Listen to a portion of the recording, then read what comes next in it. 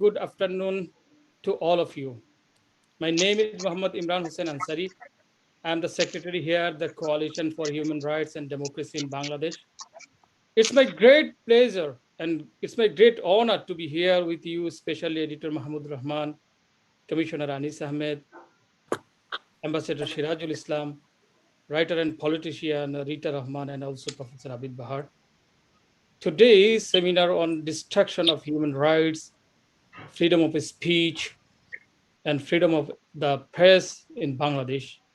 This seminar presided by Joglul Hussain, President of CHRD Bangladesh.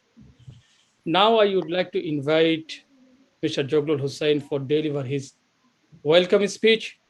Mr. Hussain, you may know that President of the CHRD Bangladesh.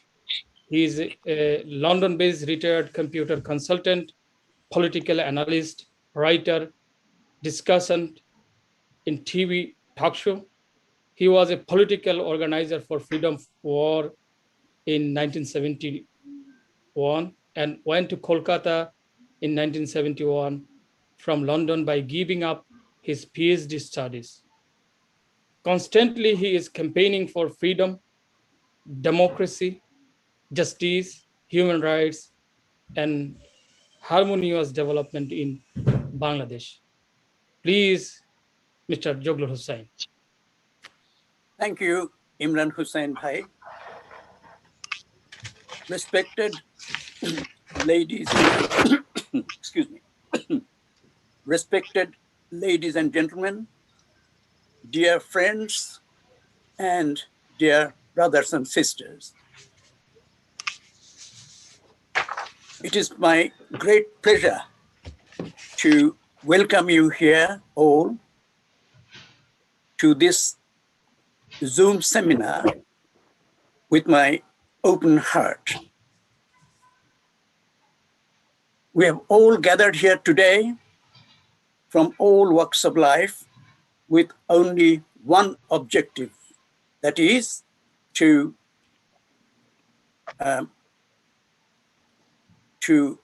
assert our human rights and democracy, to protect human rights and democracy in Bangladesh. As you know, this seminar has been organized by the Coalition for Human Rights and Democracy. This organization is not a political party. This organization is neither affiliated to or aligned to any political party. But of course, the individual members and the speakers here today can belong to any party of their choice, provided those parties are not opposed to human rights and democracy. The condition of human rights and democracy is appalling in Bangladesh, to say the least. This ruling government has destroyed democracy altogether. They have stolen the elections of 2008, 2014, and 2018 by two vicious and heinous methods. One of the methods is brutal repression on the opposition, putting them to prison in large numbers, and intimidating the opposition voters. The second method is ballot box stuffing the night before the election day. So in these two ways, the three elections have been stolen. This government has no legitimacy at all. This government is totally an illegal government. Not only that, it has, as human rights abuse, they have perpetrated many massacres, perpetrated indiscriminate killings, abductions, oppression, repression, and tyranny of all sorts. They have recklessly plundered the money of the government, and they have done all sorts of other things to terrorize the people, and it's really a terrorist state. So the people have been suffering under a terrorist government or the terror of the government. Recently, the international community have been expressing concern. As you know, in February this year, 13 ambassadors and high commissioners to Bangladesh, including US, UK, Canada, Europe, and some country and other countries of Europe, 13 of them together issued a joint statement expressing their concern about human rights in Bangladesh. Similarly, in March, the 10 human rights organizations, they're all well known in the world. So 10 human rights organizations, they jointly expressed their concern for human rights in Bangladesh. So we are hoping This that meeting is being recorded. with the help of the people of Bangladesh, the anti-fascist politicians, and the international community will be able to alleviate the distress, they alleviate the suffering of the people of Bangladesh. With that hope, I'm ending here, leaving for you to hear lots of discussions from other speakers. These speakers are very, very eminent people, illustrious sons and daughters of the country. Thank you very much. Thank you very much for your welcome speech, Brother Zuglul Hussain. Now I want to invite Sister Sabria Chaudhuri Baland, Vice President of CHRD Bangladesh, to deliver her organizational updates. Mrs. Baland is an editor of Equitas Review. She is a political analyst, writer in international magazines, and potential candidate for US Congress for the Democratic Party. Please, Sabria Chaudhuri Baland.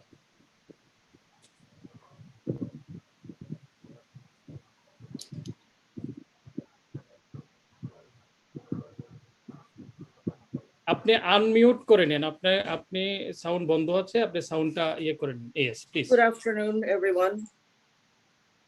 I would like to welcome our keynote speaker, all our panelists, and all our viewers.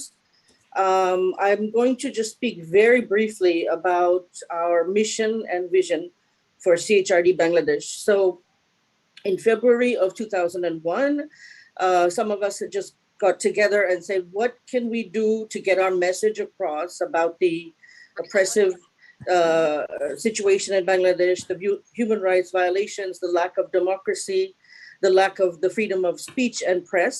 And we thought that the best way would be to organize in a formal, to form a formal organization, register it in the United States, and then go from there. And our main objective is to appeal to the United States Congress, to the United States State Department, and this is what we have been doing since the month of February, and we're going to continue to do so.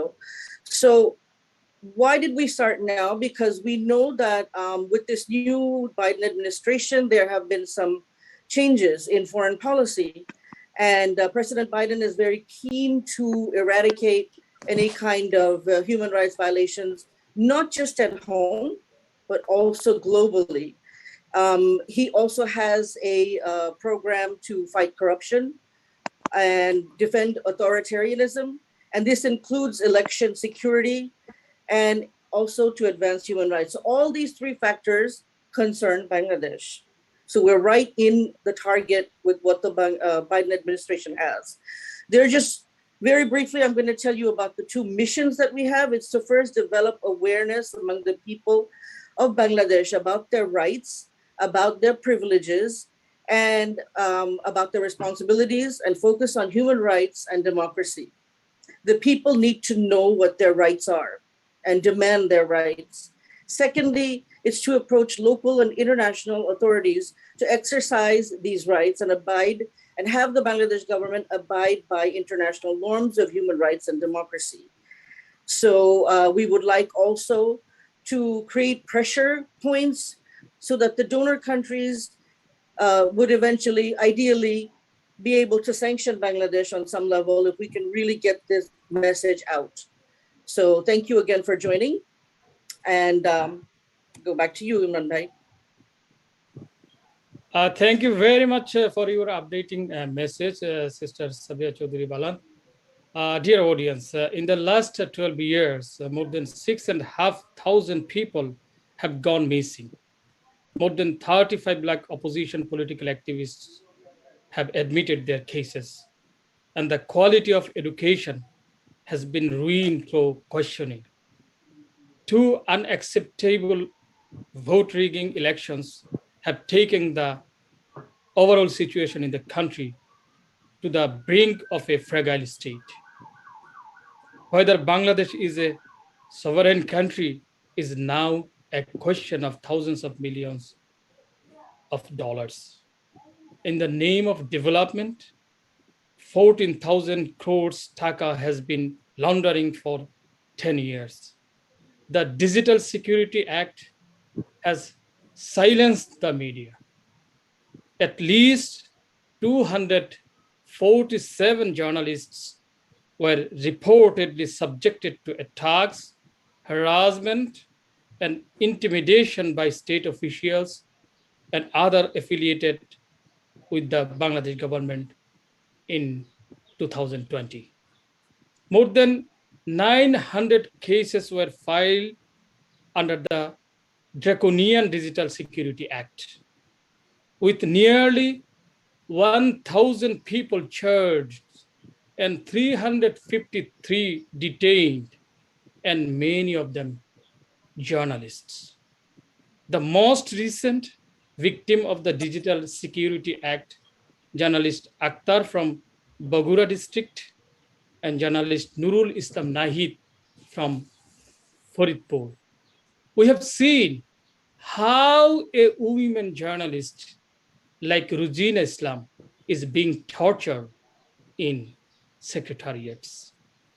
In this connection, we have established the Coalition for Human Rights and Democracy in Bangladesh in the United States with a solid oath to restore the democracy and uphold the human rights for Bangladeshi people. Today is the first virtual seminar of this organization. On behalf of CHRD Bangladesh, I would like to extend my best wishes and congratulations to everyone who has participated in this seminar from all over the world.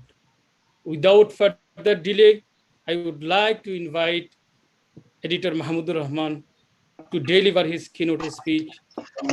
You may know that Mr. Rahman, not only a writer, but also a fighter against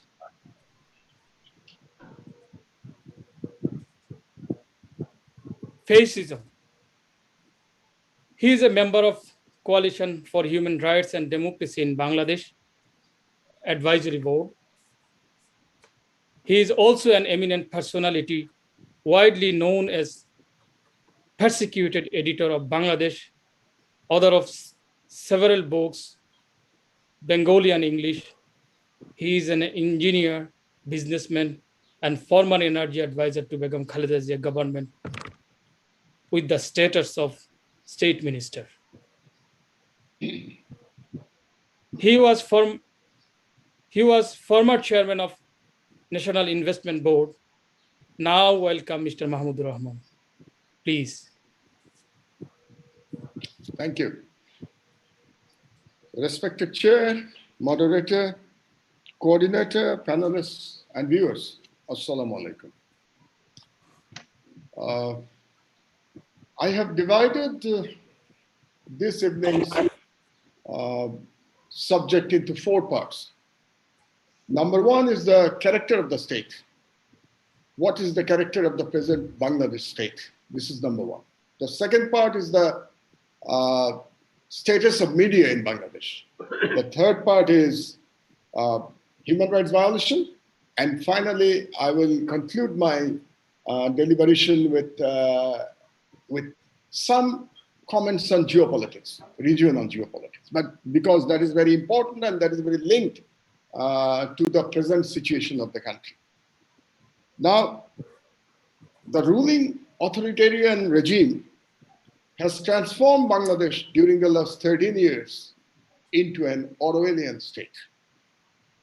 We know that George Orwell wrote a political satire in 1948, and the name of the book was 1984.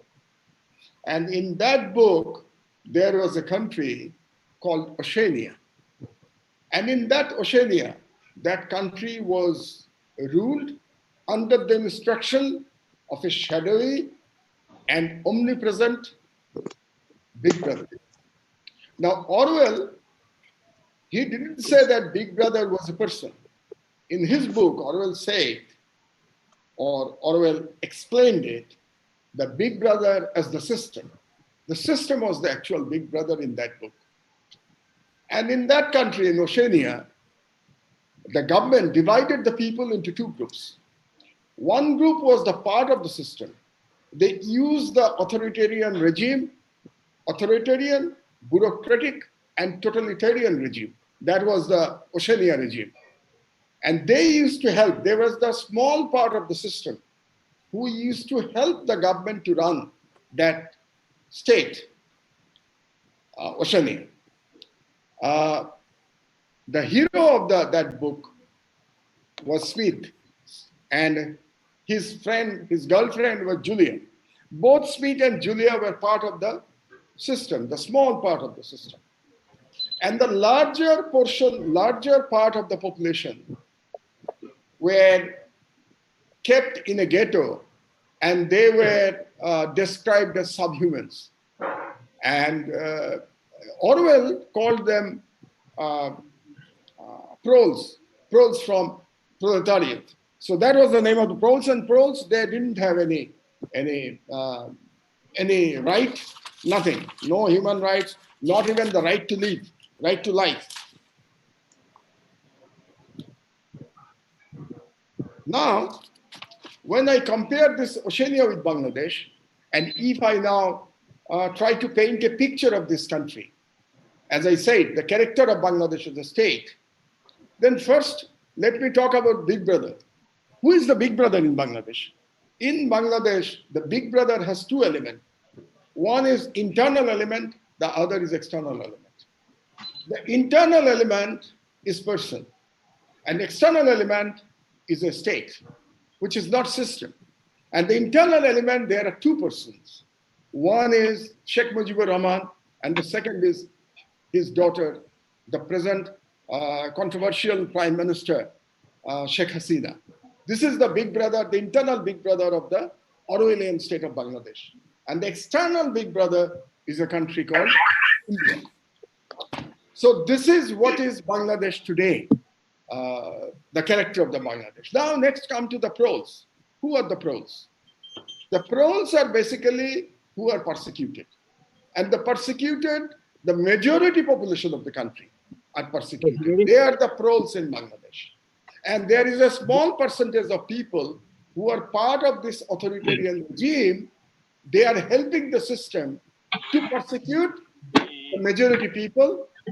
I think be around 80 to 85% of the people are the proles in Bangladesh now. They are subhuman.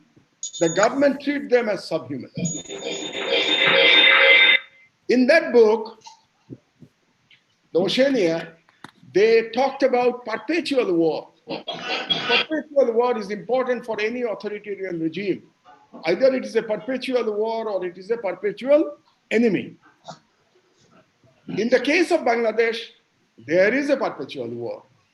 You remember when President Bush of the United States of America, he declared war on terror. That was a sort of perpetual war. So in Bangladesh, the perpetual war is against is the religion of the majority people, which is Islam. In the name of what? In the name of, number one, to combat so-called Islamic terrorism. So this is one criteria of the enemy, perpetual war against the enemy. And the second one is the 1971 collaborator. So in the name of, in their narrative, in the narrative of the present government, in the name of fighting the collaborators of 1971, and in the name of fighting the Islamic terror, the perpetual war is against actually Islam. So Bangladesh is one of such Muslim majority country where there is widespread Islamophobia. There are other countries also in the world. You have seen Islamophobia in the Western world. We read about France, we read about Canada, about Islamophobia. And you know in America, there is also Islamophobia in America itself. But in Bangladesh, the surprising part is this: being a Muslim majority country, Islamophobia is widespread in this country. The third point of this Orwellian state was the propaganda. You know, Orwell called it in his book, the Ministry of Truth. It was a satire. Don't believe that it was the Ministry of Truth. It was actually a satire, Ministry of Truth. They used to control people. Now, in the case of Bangladesh, you might think that Ministry of Information should be that propaganda ministry. But no, in Bangladesh, judiciary is the propaganda ministry. Because judiciary is telling you, is rewriting the history of Bangladesh. For example, judiciary is telling that Ziaur Rahman cannot be called as, we cannot say that Ziaur Rahman declared independence. If you say that, that is a crime in Bangladesh. That is a sedition. So this is done by the judiciary.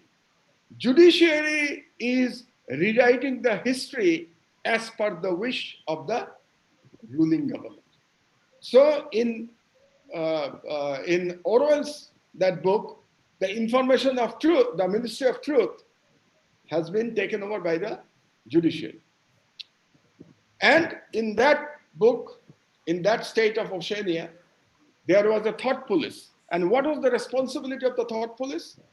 They used to look into the people, and they used to decide that this person, in his thinking, is against the state. So he's the enemy of the state. That was the job of the thought police, to find out who are thinking against the state. In the case of Bangladesh, there are thought police. And the thought police, who are the thought police? RAB is a thought police. DB is a thought police. DGFI is a thought police.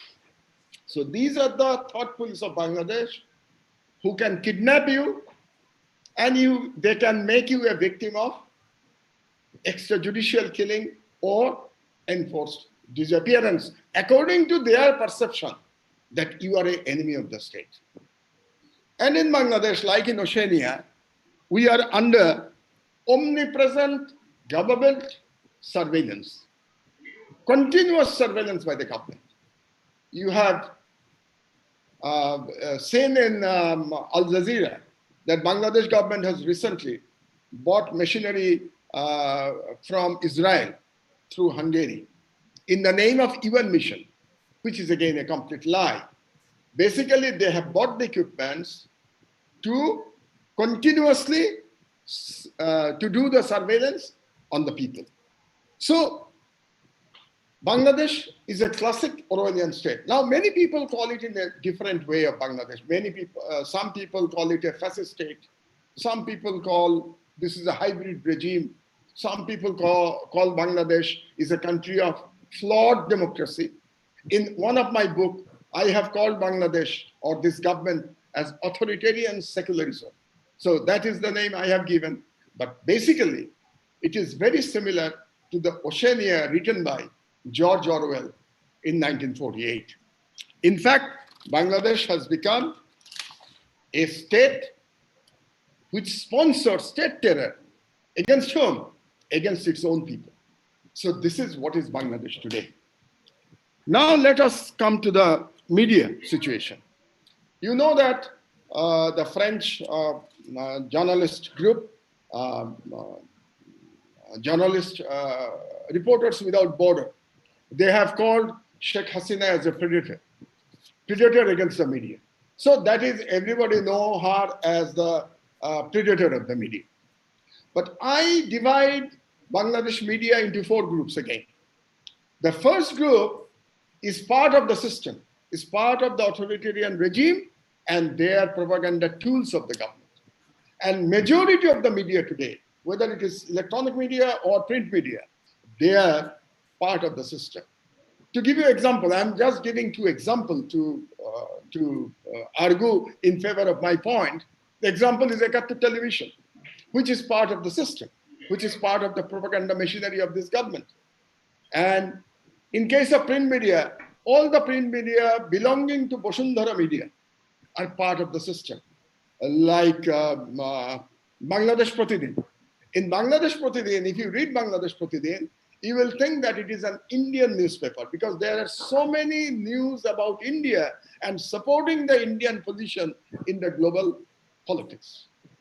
So this is the major part of the media today, which are part of the system. Then there are a second group who are the ally of this government, but now not part of the media because of the internal differences maybe, but they are responsible for the present situation of the country in many ways. To give you an example of that media, if you call about English newspaper, it is the Daily Star.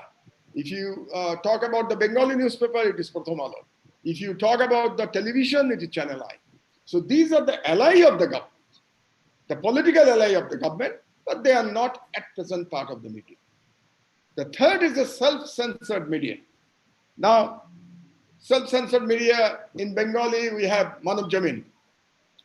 Motir Rahman Chaudhary is the editor of Manav Jamin. In fact, Motir Rahman Chaudhary wrote 3 or 4 editorials where he has accepted that he is practicing self-censorship.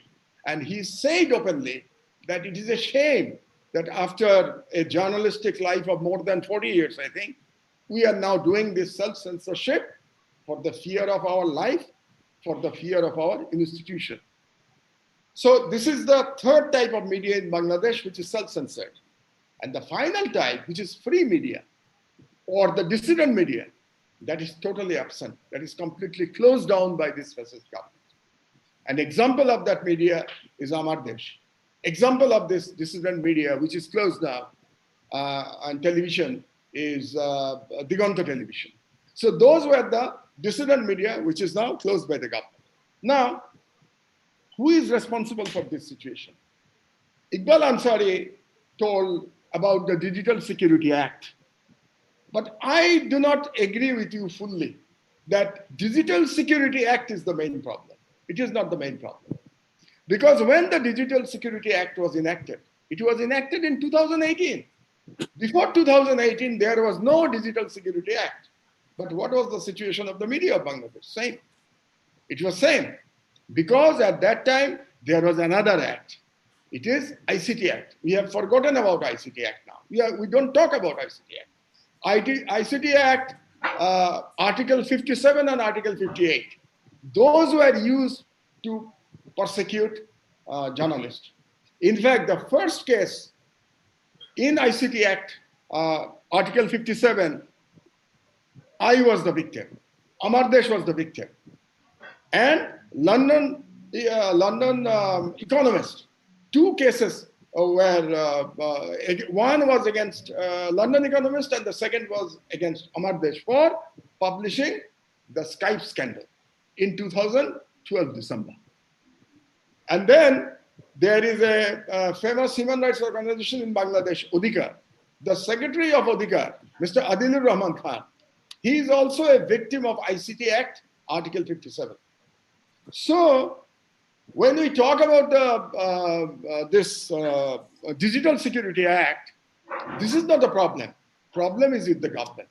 For an authoritarian or an Orwellian government, you don't need any act because it is the wish of the one person one person is deciding the fate of the country in Bangladesh. And that one person is the present Prime Minister, Sheikh Hasina. She decides which newspaper, which media can operate, which media, which newspaper cannot operate.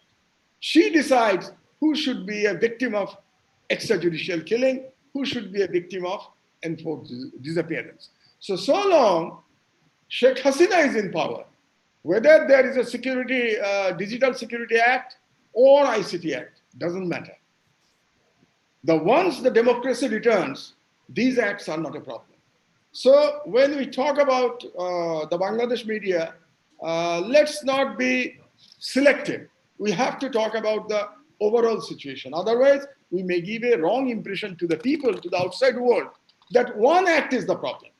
So if the government repeals this act, then the media will be free, which is completely wrong. So that's why I appeal to you that talk about the overall situation, the macro situation, not the micro issues like, as you say, the Digital Security Act. In place of Digital Security Act, tomorrow they will enact another act. So that's not a problem. Now, next, let's come to the human rights issue. I mean, for an Orwellian state to discuss about human rights is basically meaningless. The condition of human rights in Bangladesh is exactly what it should be under an authoritarian regime.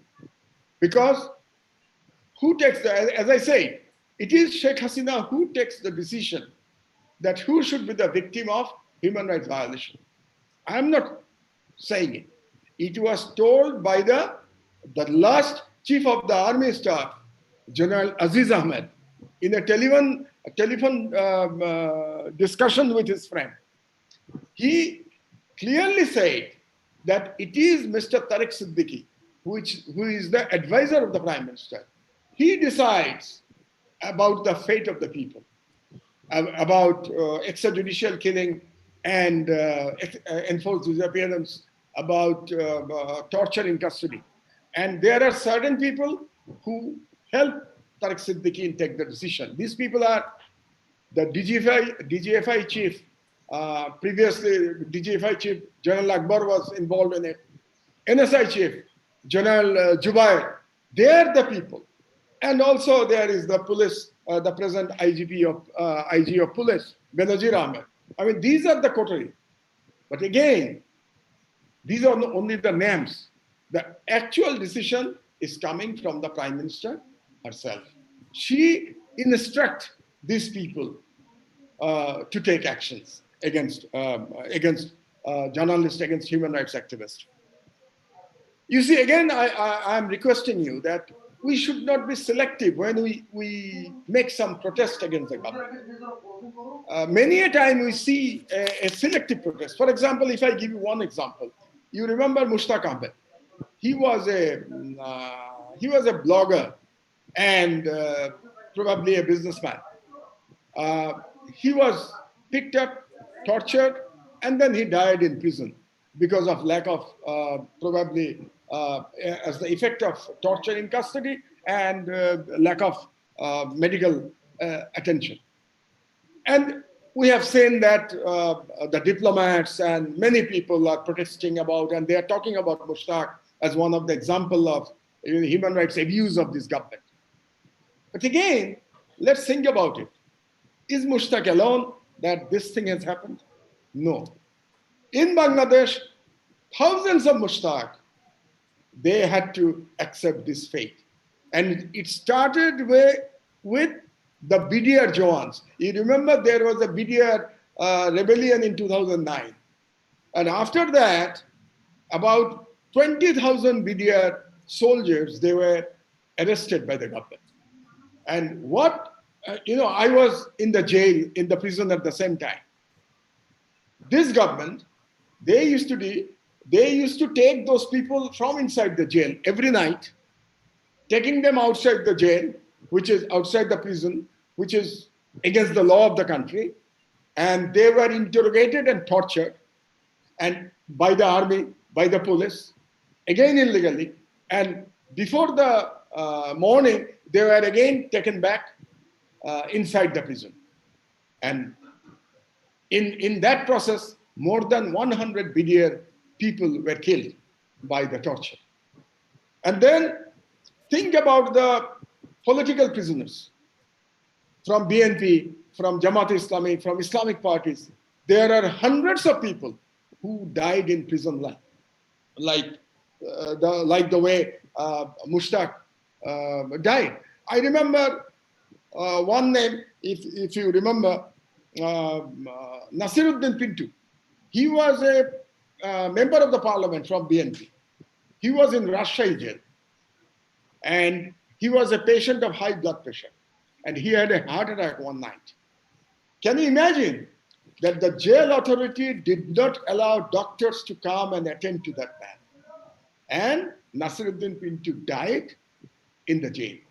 Please short your speech. You already speak 20 minutes, please. Oh, really? Okay, Yeah. okay. I'm shorting it. Okay. Yeah. Now, on this issue, on human rights, I want to finish this human rights part by reading a small portion of the report of the American State Department, which is 2020 Country Report on Human Rights Practices Bangladesh. I am reading from the executive summary. What does it say?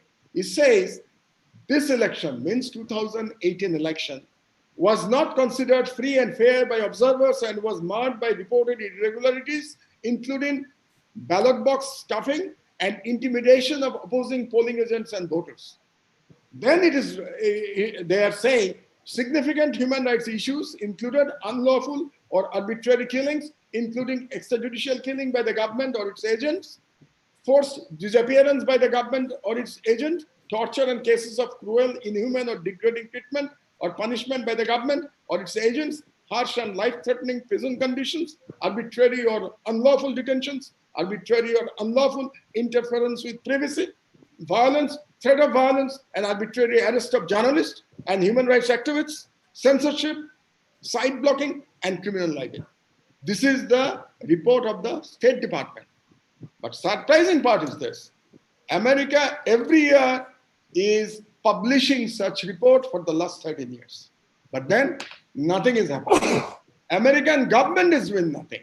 At the end of the report, this is business as usual. Why? There comes my last point, is the geopolitics.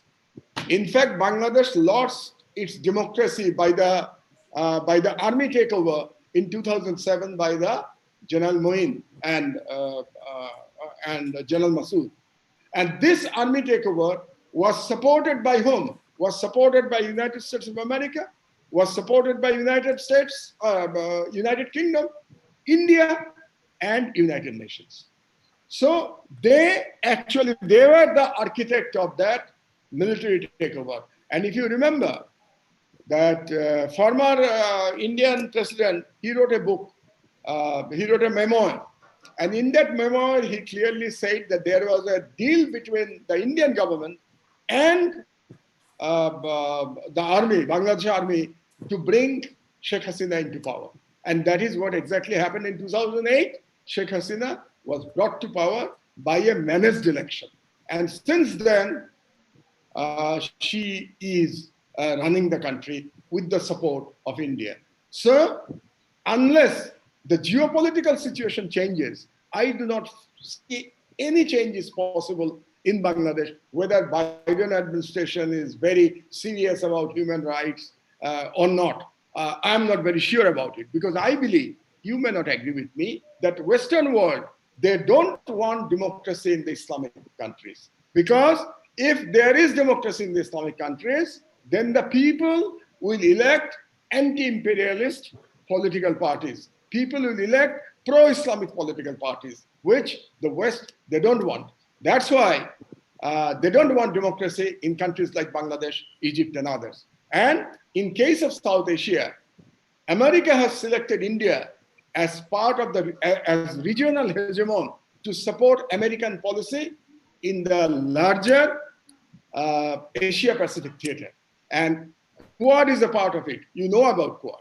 So unless the geopolitical situation changes, I do not see any support, anything concrete coming from the American government. There are two ways to change this government and to bring back democracy in Bangladesh. The first one is easy and peaceful. If there is an election under the supervision, I am saying supervision, not observer, under the supervision of United Nations, then only people can vote and there can be a meaningful change of the government in Bangladesh. And human rights and media freedom will find. Or I don't see any initiative being taken by United Nations to hold an election under their supervision. If they do not do it, then there will be a violent change of the government like any other dictatorial state. And the fate of Sheikh Hasina will be same like the fates of other dictators in the history. Thank you very much.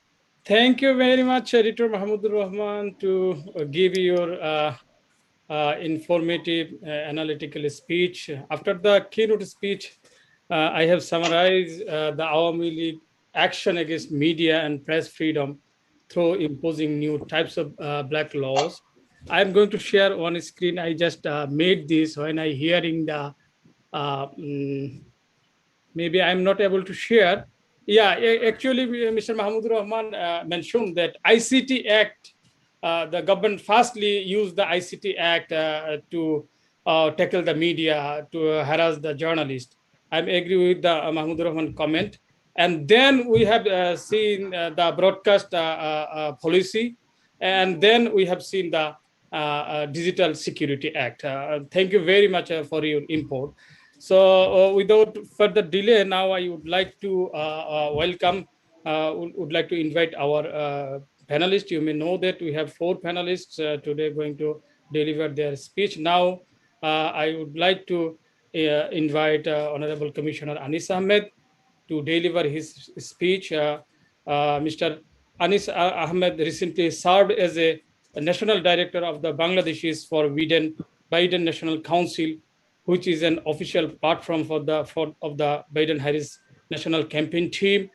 In that capacity, he formed 13 state committees and appointed state directors, deputy state directors, and many coordinators to mobilize nationwide Bangladeshi American voters to get Biden-Harris elected. Commissioner Anis Ahmed also served as a commissioner of the Maryland Governors Commission on Asian Pacific American Affairs and South Asian American Affairs for 2 terms from 2007 to 2016. Commissioner Anis Ahmed was named as a Who is Who Asian American National Leaders by the Democratic National Committee and many US national media for endorsing Joe Biden and Kamala Harris as a presidential and vice presidential candidates. This was big news in many US national media. So now please welcome Anis Ahmed to deliver his speech. Thank you, Mr. President, Mr. Jagdul Hossain, Mr. Imran Ansari, and our sister Sabria Chaudhary for arranging this wonderful event. And it's a very informative event that people around the world know, can know what's going on and what steps or what next the people around the world and the Bangladeshi people living in America, in home country, they can do something. Mr. Mahmoud Rahman, it's the first time that I see you personally, and it's my great honor that I could hear you directly from you, that you have sent eloquent, and it's more informative than I thought before. Yes, there are some differences of opinion between you and me, but still, our goal is the same: to establish human rights and establish democracy in Bangladesh. And perhaps you heard that I served as a national director for Bangladeshis for Biden National Council.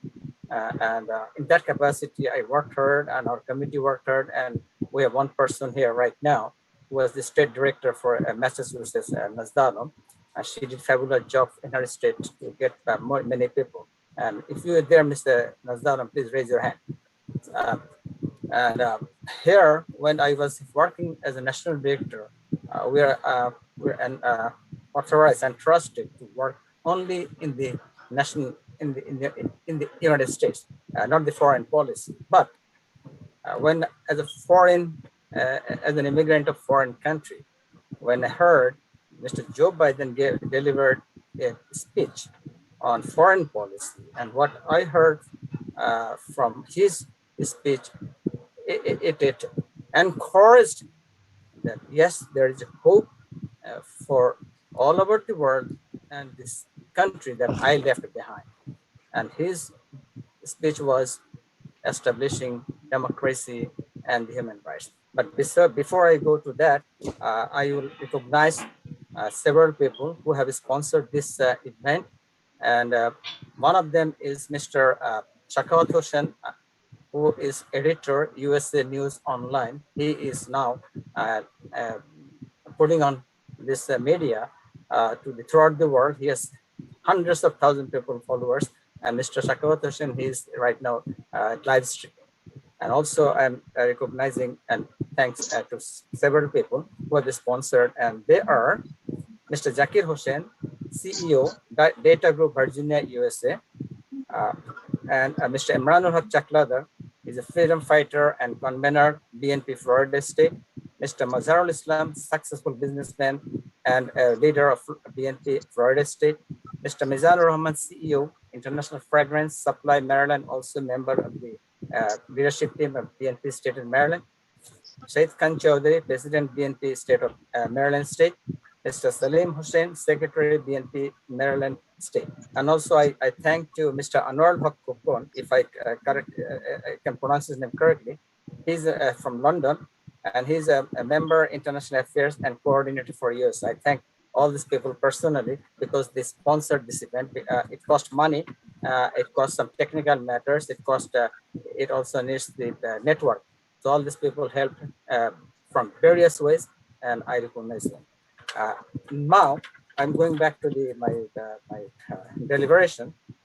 As you know, that when Mr. Biden talked about foreign policy, his foreign policy, I'm going to take on the few a certain portion that talked and encouraged me to talk about Bangladesh and the human rights and the democracy.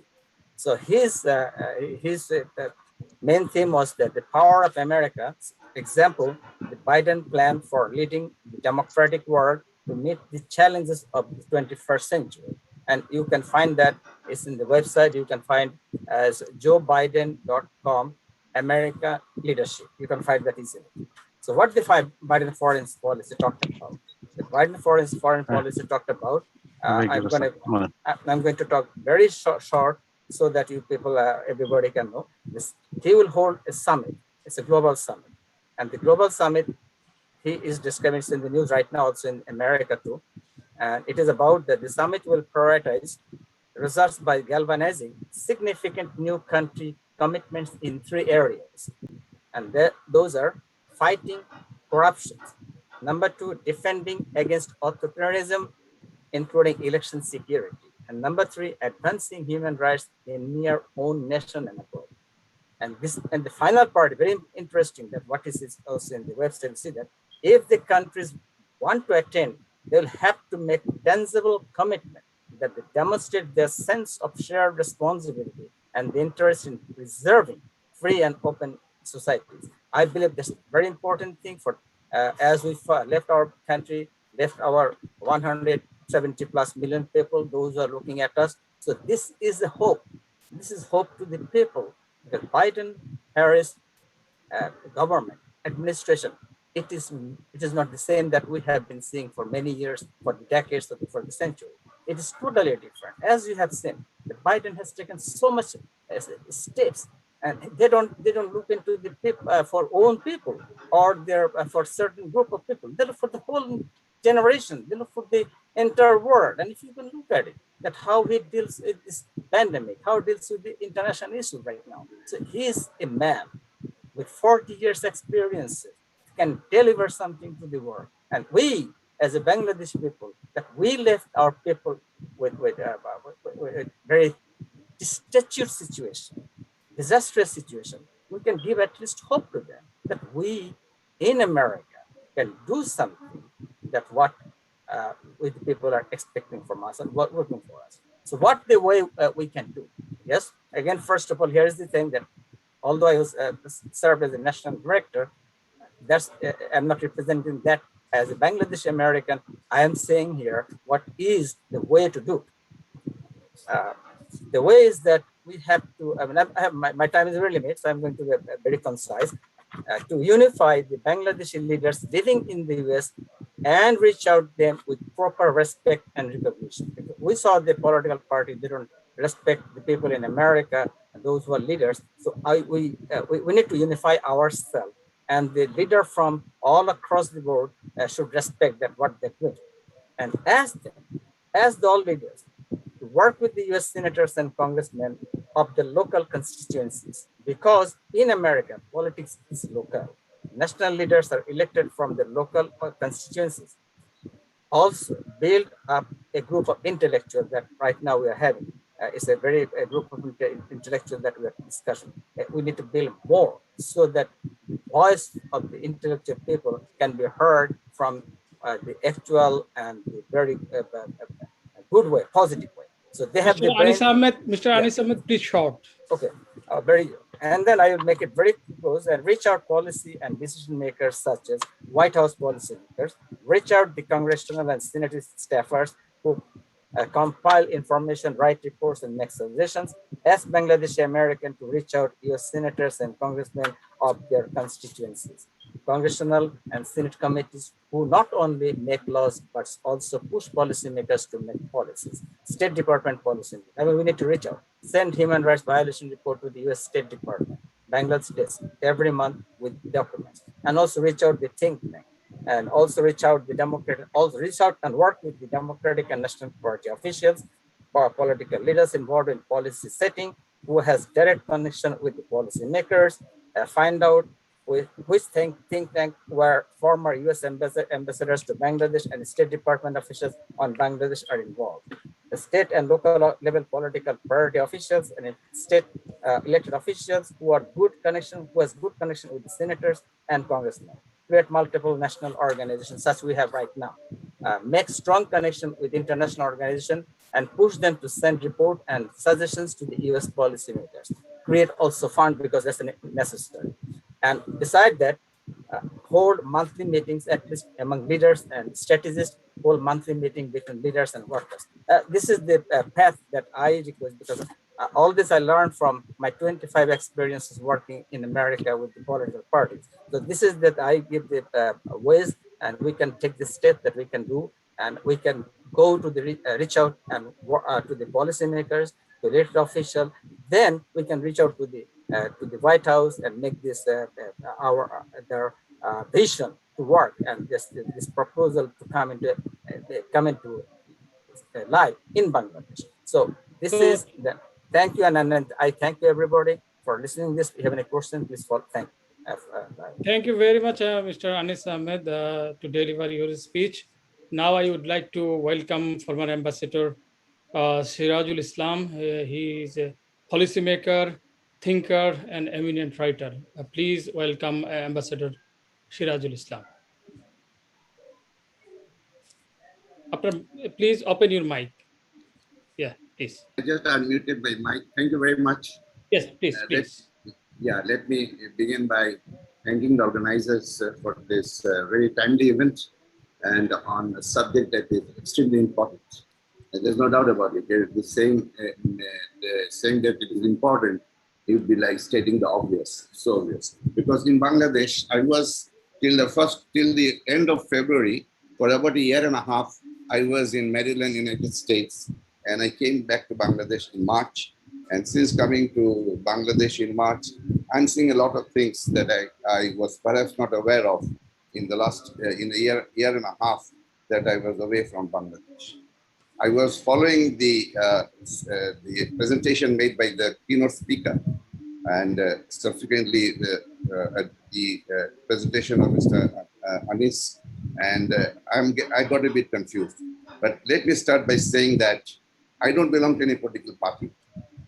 I don't have very strong views on any of the things that have been said here. I have an open mind. I draw my inspiration from the very fact. That is why I'm interested in the organization that you have got together. The reason I'm interested in the organization is the way I look at it. I'm a product of the 1960s. I went to the university in the 1960s, passed out from Dhaka University in 1969 in the Department of Political Science, and immediately afterwards I joined the department as a lecturer. So these momentous events that created Bangladesh, the politics of 60s and 1971, I really sometimes I don't even have to read things to know what happened because I'm part of that history. And if you ask me in one sentence, why was it that so many people, millions sacrificed their lives for the establishment of Bangladesh? They did so, and which is very relevant to the subject matter we are discussing today. Bangladesh was created and millions sacrificed their life to establish a country where the people would be able to vote freely and fairly and choose the government, elect the government of their choice. And that government, unlike the government of Pakistan, would be secular. And this is why, you know, anybody who has been that part of history would know why Bangladesh was established in 1971. It is not one or two. It is not hundreds or thousands, it's millions who sacrifice their lives, their matters. And you know, in our religion, I'm a Muslim. In a religion, people who they lay down their lives for the cause of their country, they straight away go to the best place in Jannah. So when you look at what is happening in Bangladesh today, is if there's an antithesis, the reason why 71 occurred in our lives and where we are today, it is a thesis and antithesis. The reasons of 71 and what we have today is just, the thesis was choose a government, allow us to choose a government of our own volition and make it secular, democratic, rule of law. And what you have today is just a very antithesis. I don't have to add much more because I'm seeing this difference. I was there in 71. I'm present here in Bangladesh today. I have no interest either this way or that way, but 71 to me and to millions of others like me, it is part of a soul. And when I speak with my soul, I know the country I'm living at the present moment is not a country for which millions laid down their lives in 1971. No way. So this is a fundamental point on which I'm sure all of us, no matter which side of the political aisle we are in, this is something that you can oppose at your own peril or incur the wrath of God. Having said this, and having also said that the reason does not exist today, says why we are gathered here today, to get out of it. Now, to get out of it, there is a saying, God helps those who help themselves. So when I saw the objectives of your organization, of this coalition, I somehow got the perception that you are perhaps thinking of approaching governments like the government of the United States of America or the Western power to help us achieve democracy in Bangladesh. I tell you, this is not going to happen. Because unfortunately, one of the speakers who spoke before me, there are tumultuous changes taking place in geopolitics. Tremendous. The hegemony that somebody spoke of. Just think of what happened in Afghanistan. If you for a moment think of what happened in Afghanistan 10 days ago, in the airbase of Bagram, from where Americans were holding, it was a nerve center of Americans' occupation of Afghanistan. From there, they fought the war of terror for 20 years. They left Bagram at the dead of night at 3:30 at night When the Afghan workers, there are thousands of them, when they went to the airbase in the morning, the Americans were not there. They didn't even say goodbye. They are not Muslims, so they didn't have to say Khuda Hafiz. But as good Christians, they should have said goodbye. They didn't say that. And this is not the first time. This is not the first time the Americans have done it. People who are students of history, like I myself, I know the Americans did this to Pakistan in 1990. It is America. It is America that took Al Qaeda and Osama bin Laden to Afghanistan. Somebody's mic is on. It is disturbing. Please off your mic. Somebody's mic is on. Please. Okay, go ahead, please.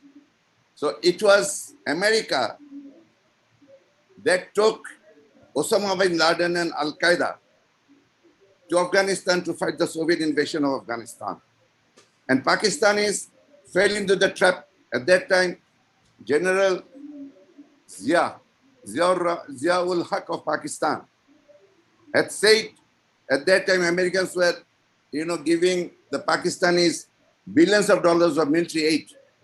And Ziaul Haq had the cheek to say, this is peanuts. But when the Soviet Union dismantled, broke, like they left Bagram 10 days ago, the Americans did the same thing to the Pakistanis. Left the Pakistanis with the hot potato. And Pakistanis, for good or bad, they're still suffering that. And this is not it is not Afghanistan now, again Afghanistan in Bagram, that the Americans have left their friends and partners at the dead of night, which is, in a simple English word, betrayal. They have done it in Vietnam. They have done it in Iraq. They have done it wherever they have gone. So if this coalition that has gotten here today is thinking, as Mr. Anis has said, that Mr. Biden is very enamored, he is very interested to lead the world again on issues of human rights, on issues of democracy, on issues of, corruption-free society, this, that, and the other. And if anybody believes in it, I'm saying, please don't misunderstand me. Anybody who believes Americans a promise as such would be living in a fool's paradise. Having said this, but there's a much more important point that I want to stress that relates to what I said. God helps those who help themselves. For now, it is this present regime came to power in January of 2009. So 2009, from 2009, it is 11 plus 2, 13 years that they have been in power. The India that had helped the present regime, and as somebody has said, the hegemony, this, that, and the other. These Indians in South Asia, before I go to that, the Indians and the Americans, anybody who, I'm sure most of you are located in United States of America. Please short use speech. You already speech 12. Please, if you give me, if you stop me at the height of my speech, please go ahead. I finished my speech. No. You have Please time. go. 2 minutes. Please go ahead. Please don't misunderstand me. The subjects you have asked me to speak, or those of us you have brought here, and if you think that we can finish in 10 minutes, I'm sorry to say. You already speak 12 minutes. That's why I give a notice. You can finish within 3 minutes, please. As I did with Mr. Mahmood Rahman. Okay. For the time being, I feel, but what I'm trying to tell you, there are fundamental changes are taking place in geopolitics. Yes. India is not the power that it was even last year. China, for 5-6 years ago, China and India, looking at Bangladesh, China and India, their focus on Bangladesh had a symmetry. But 2021, China and India looking at Bangladesh, there is an absolute asymmetrical relationship. where China has taken the lead so far ahead that the Indians cannot even compete with the Chinese if the Chinese are interested in Bangladesh. Whether the Chinese are interested in Bangladesh or not, I have not spoken with the Chinese. But the hegemony, because Chinese have invested, they have made massive investments in Bangladesh. And the investment that they're not looking after is the Tista Barrage, Tista project. Tista project is a huge project. If the Tista project goes to the Chinese, as the Sylhet airport, between these two projects, the strategic advantage in our part of the world belongs to China like a zero-sum game. If you want to look at it, please look at it. And India, because of the pandemic, because of the beating they got in Afghanistan, they thought Afghanistan Americans would go, they would rule.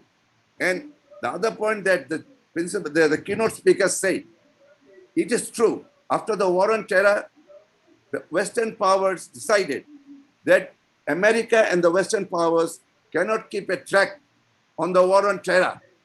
They wanted regional leader. And India was appointed as the regional leader. That was 2001. That geopolitics has changed because of Mr. Modi and because of Mr. Trump's hand-in-glove relationship based on white racism and Hindutva. That chapter is closed. So the two countries coming together in South Asia and Americans telling rest of South Asia, look, we have no time for you. If you want our attention, come to India. That chapter is closed. That chapter closed means it will not open tomorrow, I don't know. It may open tomorrow, but for the time being, all the South Asian countries, Bhutan, Nepal, Sri Lanka, Maldives, they all have difficult relationship with India. The Biden administration is not blind. They know India's position in South Asia. Now they have got, what they have done in Afghanistan. They have taken the carpet from under the leg of the Indians. So Indians' power to do whatever it wants to do with the neighbors will henceforth be in serious jeopardy. So this is something that all of us in the discussion today need to put our mind and think about it seriously. Then we'll look internally. God helps those who help themselves. Internally, on the issue of human rights, on the issue of 1971, we have a lot of things to do. And there is a real hope. For the time being, let me end it here. Thank you very much, Ambassador Shirajul Islam, to participate this panel. We will hear you again from you about the geopolitics. Without further delay, I am going to invite Rita Rahman, one of the member of Advisory Board, Coalition for Human Rights and Democracy in Bangladesh. She was MP candidate, a member of parliament candidate for BNP in 2018 election. And of course, we know that Awami League government made sure that she did not win. And she was a daughter of Mashur Rahman Jadumia, former senior minister in Zia government. And she was a journalist and politician. Please welcome Rita Rahman to deliver his speech. Please open your mic, please.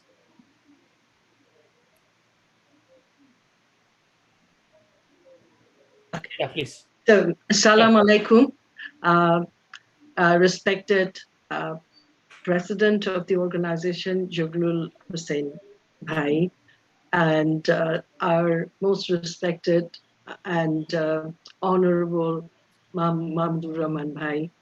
I bid my salam, and the previous speakers who were speaking, I I also, in concurrence with all of what you've been saying, I would like to talk about two aspects.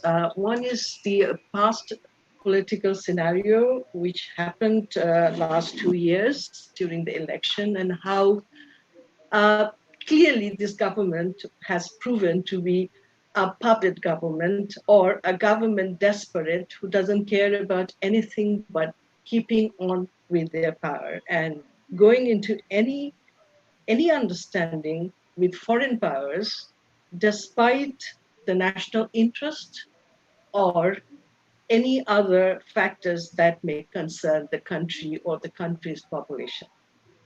So first of all, I would like to talk about the scenario that happened.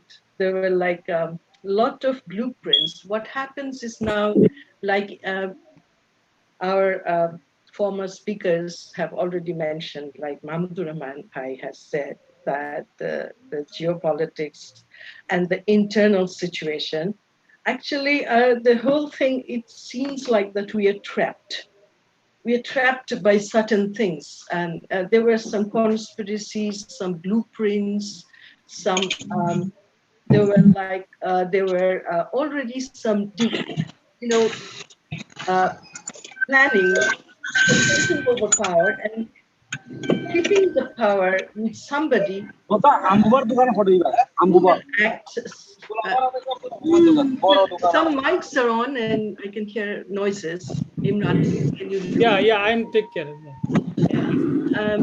So the thing is that we are trapped. Our democracy, our rights, our country's population has no freedom to speak. Hello. They have, yeah.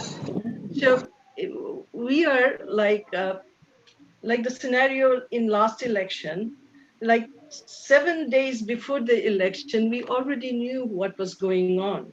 We could see the symptoms, how the government, how the election commissioner was acting, how they were like persecuting the oppositions.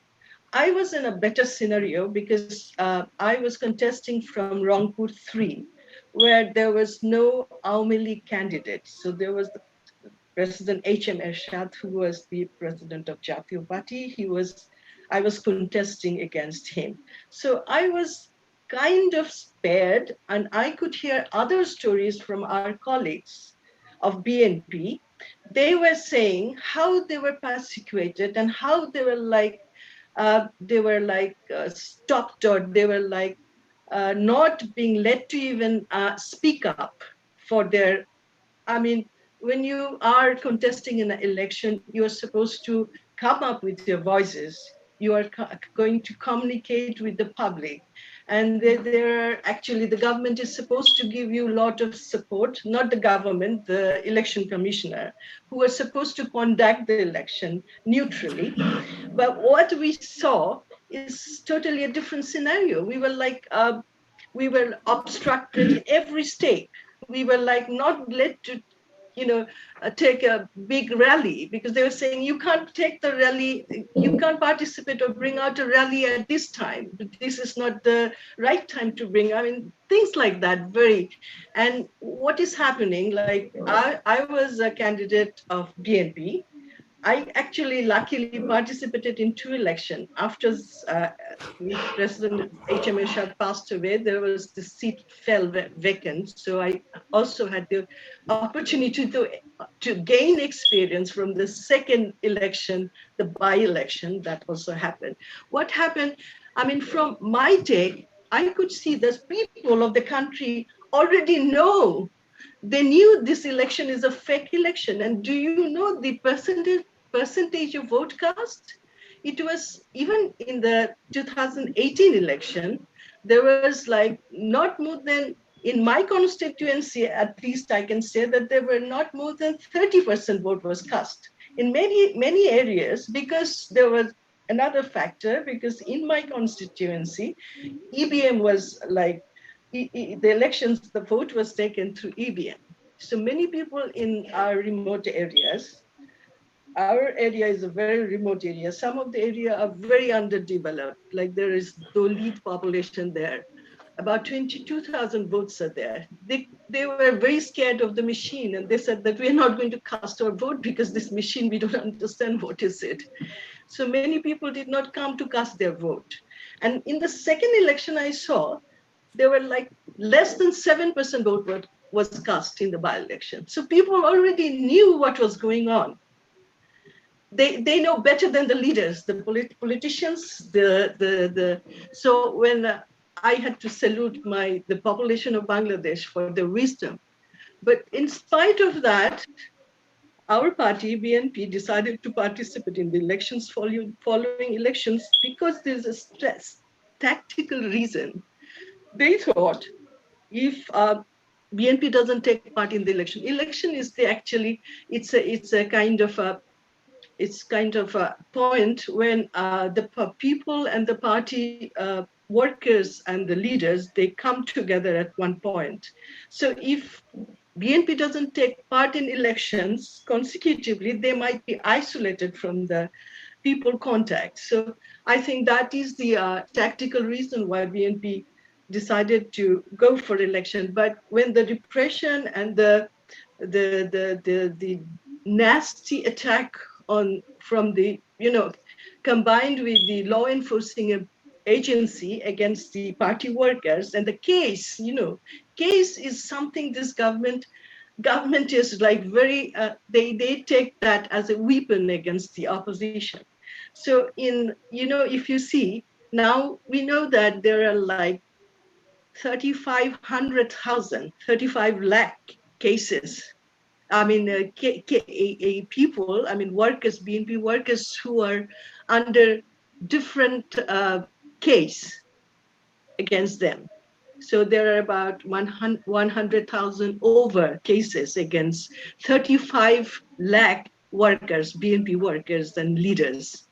So you can understand the scenario. You know what the case is? The case is like, it's a case is like, you emptying your pocket. It's like spending money. It is a strategy. I think it's like Chanakya thing. We know about Chanakya. What they do, they don't fight face to face, or they're scared to fight face to face. So what they do, they improvise conspiratorial things to harm people or take over something. So cases are like, BNP workers, like student leaders, I mean, like the student workers of BNP, the Chhatro Dal, Jatiyothabadi Chhatro Dal, even 18 years old, has 5 cases against them. So what they do when they come out on the street, why there is no movement, we have to understand the scenario. When they come out on the street, what happens? The police suddenly issues a warrant and takes them away. And once they're taken in the prison or even taken in the custody, these parents, the parents, they have to spend at least 30 to 40,000 to get a bail to release these boys. So in one case, if one has to spend 30 to 40,000, can you imagine when people have 20 cases, 60 cases against them? What happens? So it is like draining out their financial ability. So this is one strategy the government always practicing against the opposition. Why BNP cannot, they're scared because the leaders always think about their workers, their welfare, they're responsible. So they cannot decide instantly for movement because they have probably these considerations as one of the factor why they think that we have to get ready first. And number 2 is, I was reading a report where it was saying democracy in Bangladesh is dying. It is a fact, no denying the fact. It is dying because there is no people's right. Look what is happening today. Today, the epidemic is like, this third wave is attacking the population of Bangladesh now. And we knew it like at least 3-4 months before, but we were like reluctant. We were inviting guests, we were open to everything.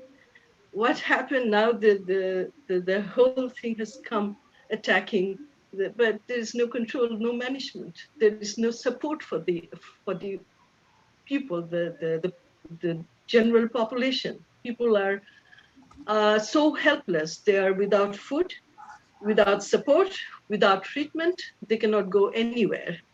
But they're surviving because there are some civil society groups. They are coming up with all their utmost ability and trying to support some of the people in the remote areas. But we are losing a big generation from this pandemic. So the whole world is going through a very difficult crisis. So people are talking about new normal. We don't know what is going to happen, but some people are saying this epidemic, the global crisis, the global pandemic is going to be a game changer. We can already see that a lot of things are happening in all over the world. Unexpected things also, like we were hearing from Mahmoud Rahman Bhai. I always salute him. I have my all respect for him. He is a victim, and he had been, he had gone through all the hindsight of the government. This government, I always feel that this government is not a people's government. This is a puppet government. They can't do anything, even if they want to do something good for the people, because they are puppet. They are like, they have given up their soul. They have sold their soul to a foreign country, to India, the hegemonic India. So they are not there on their own.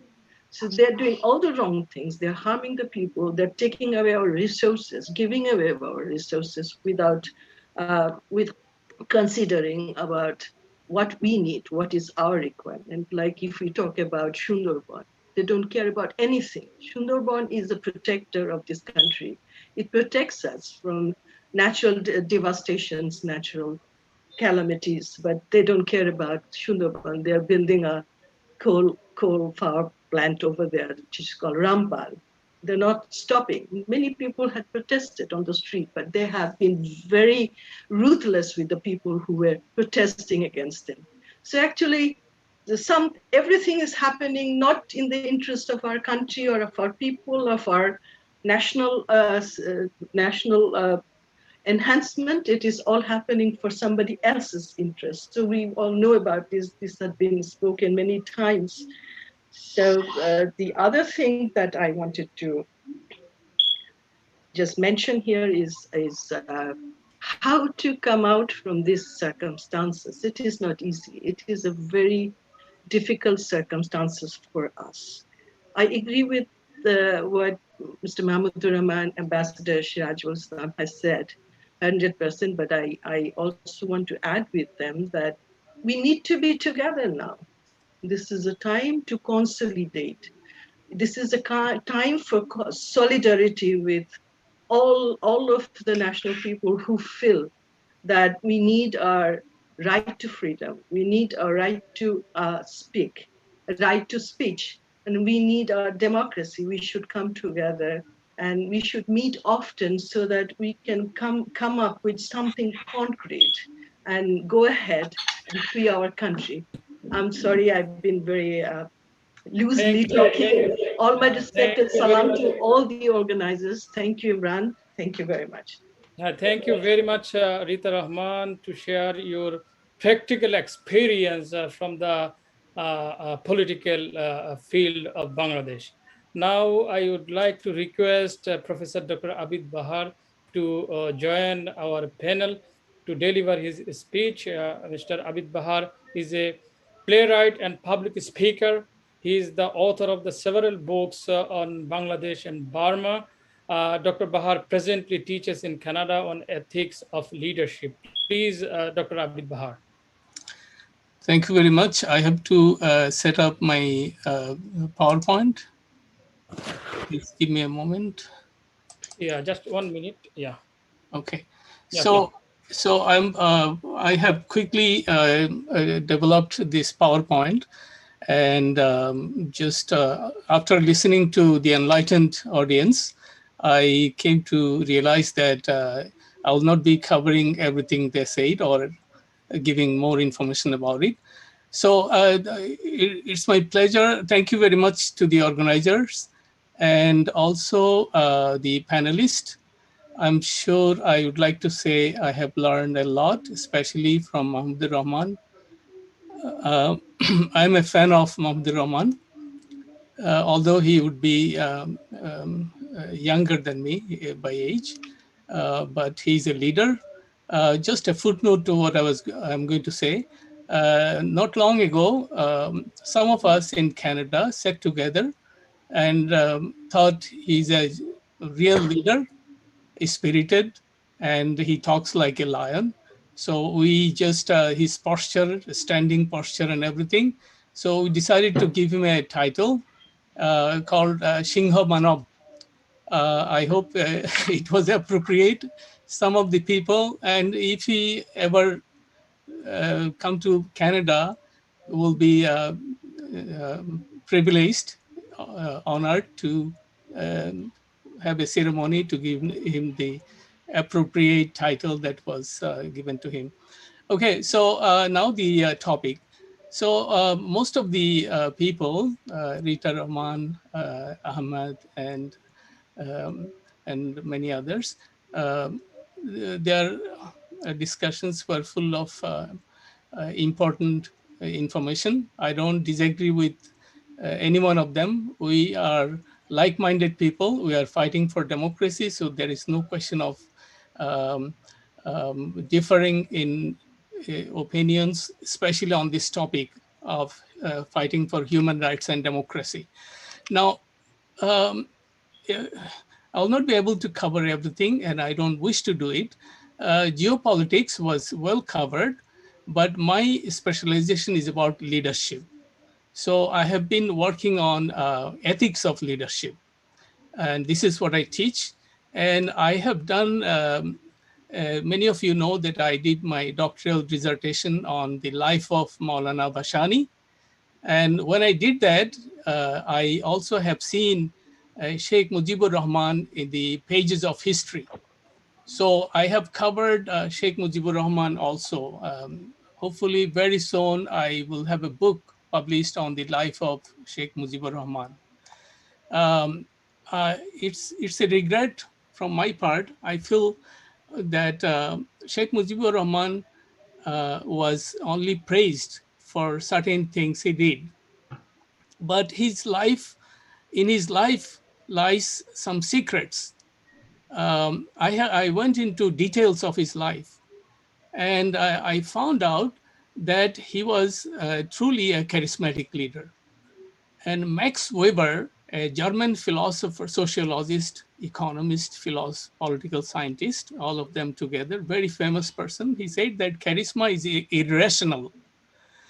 Charisma can have the element of attracting followers, but it could be irrational, and it defies the rule of what you call rule of law. It can defy and rationality. So charisma is a very bad thing.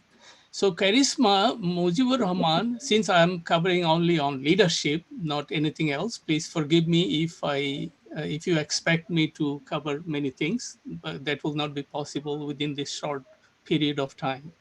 So Sheikh Mujibur Rahman, with his charisma, helped us until the 7th of March, 1971. After that, he was negotiating with the Pakistanis and then surrendered to the Pakistanis voluntarily. You will find in Sharmin Ahmad's Pita or Neta book and in many other books. He voluntarily surrendered to the Pakistan army. He was a trickster. He was not a sincere leader. And he stayed in Pakistan for the whole time. He was away from the battlefield, and he was in a bubble. Please hear me, that he was in a bubble.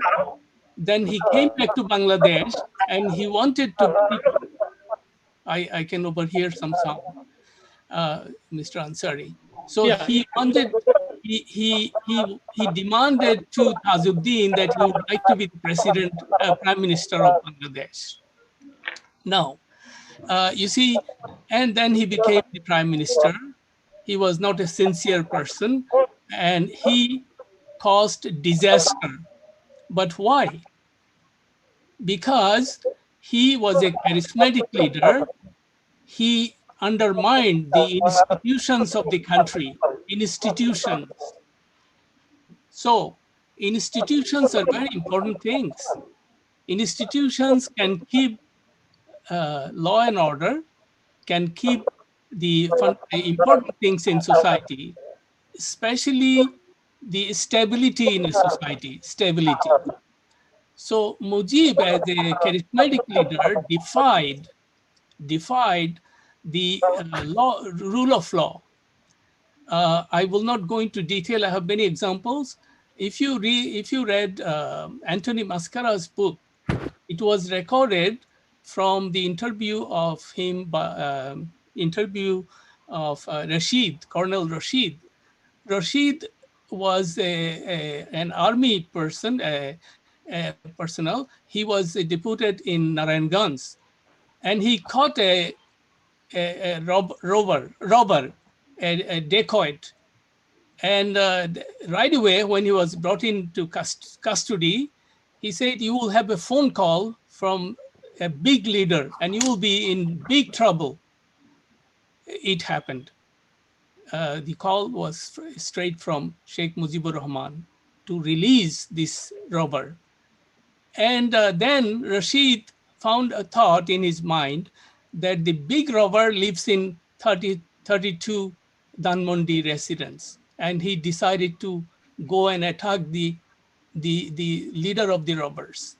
So what I'm saying is that Mujib, uh, as a Sarwardi um, follower, and he was, as you know, he was a Sarwardi cadre. He his policy was based on two things. It's called patron-client relationship. So his followers show obedience to him, okay, support to him, Dr. and Ahmed Bahar, you have another 2 minutes, please. okay, in the end, they get privileges. They can have they can have tender. They can have properties and all kinds of things. So this was very effective. Now, I would like to say, so that he was a Bakshal leader. Bakshal is the party uh, that was the despotic dictatorial regime in Bangladesh. It killed the infant democracy in Bangladesh. Now, that's Bakshal 1, and we can very easily call Hasina's regime as Bakshal 2. So there is there is a debate, not a debate actually, there is war going on in Bakshal 2. On one hand, Hasina is trying to establish her father's dynasty uh, by any means possible. You see, Mujib's statues were raised, and since Hasina doesn't have enough charisma to attract people, she is using India to help her.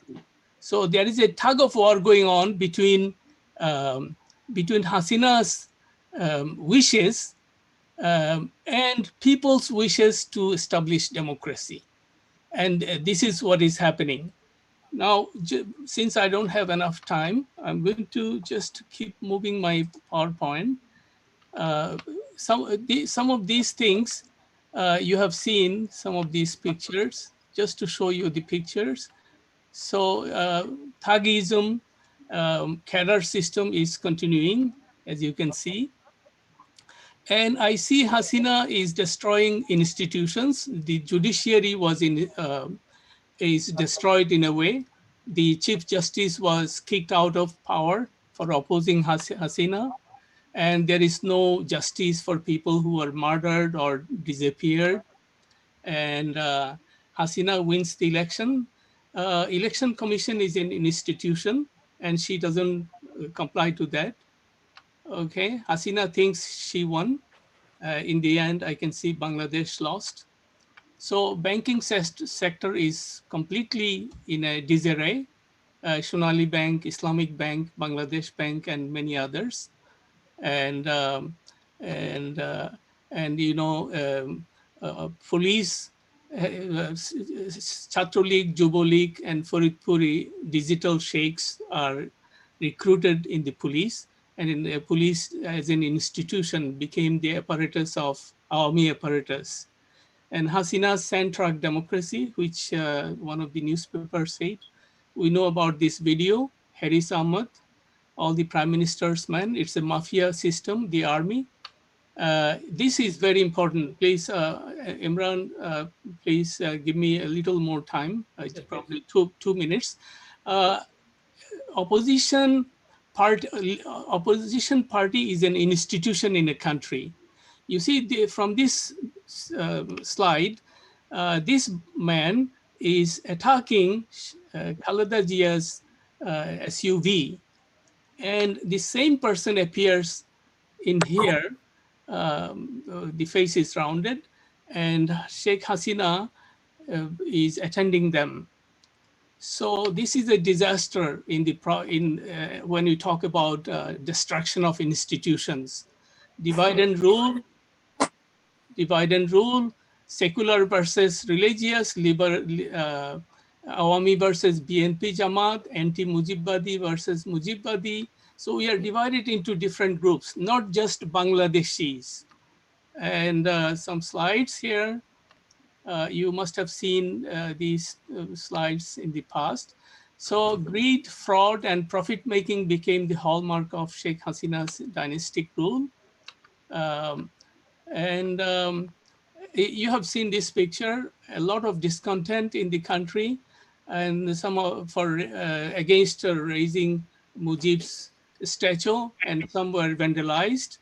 And I'm going to finish in 1 minute if I can. So Hasina is going all the way to some dangerous developments, and she doesn't dare to respect Bangladeshi culture. She puts on Indian, uh, the color of Indian sari, Indian flag, and not just that, she is also she's also using cadres. If you look at this picture alone, you will find what is happening. So Mujib is the one to glorify, and the police is protecting this goon, this cadre, from another police. This man is armed. So this is the state of Bangladesh and Bangladeshi leadership. I want to conclude by saying all cruelty springs from weakness. If you think that Hasina is strong, you are wrong. She's weak. And that's why she's using the army, the Chhatro League, the Jubo League, and all those things. And one of the persons wrote in the chat line that what are the solutions to this problem? I think we lack leadership. BNP leadership is not strong, and there are not institutional leadership outside the Awami League, and we have to just create leadership. Uh, as you can see, things are going very badly these days. Even the madrasa education, madrasa board directors uh, happen to be from Hindu community. I'm not against Hindu people; they are our citizens. But madrasa is to educate Muslims only. So there, a lot of things are going on, and I hope we will have good leadership in the future. We are getting, we are aging, many of us who joined the liberation war, who have been in Bangladesh. But here in Canada, I myself is also Please, aging. I'm please just finish. 30 seconds, please. So I'm almost done. So what I'm saying is we will leave behind, like most of you, we will not be here to see perhaps the good times or democracy to return in Bangladesh. But this seminar, our presence here is to make sure that we leave behind a legacy it's not going to be so easy to deal with Bangladesh. either by India or the Sheikh dynasty or the digital sheikhs. It's going to be a very hard job to undermine Bangladeshi people. With this, I would like to thank you all, especially the organizers, to give me this chance. I'm going to stop here. Thank you very much. Thank you very much, Professor Dr. Abid Bahar. Our seminar is followed by a town hall type question answer session. Now I would like to offer Sabria Chaudhary Balan to facilitate town hall type question answer session, please. Okay, so we have several questions here. Some of them will be overlapping with what has already been said, but I think that they would be just a good synopsis of what some of our speakers have said. So, Mr. Mahmoud Rahman, this question is for you. It's no secret that Bangladesh is running an authoritarian fascism for the past at least 13 years. The whole world knows it. The country report and HR groups, which you have mentioned, are aware of it, yet the international community continues to do quote unquote business as usual with the fascist regime, despite Bangladesh's atrocious human rights violations.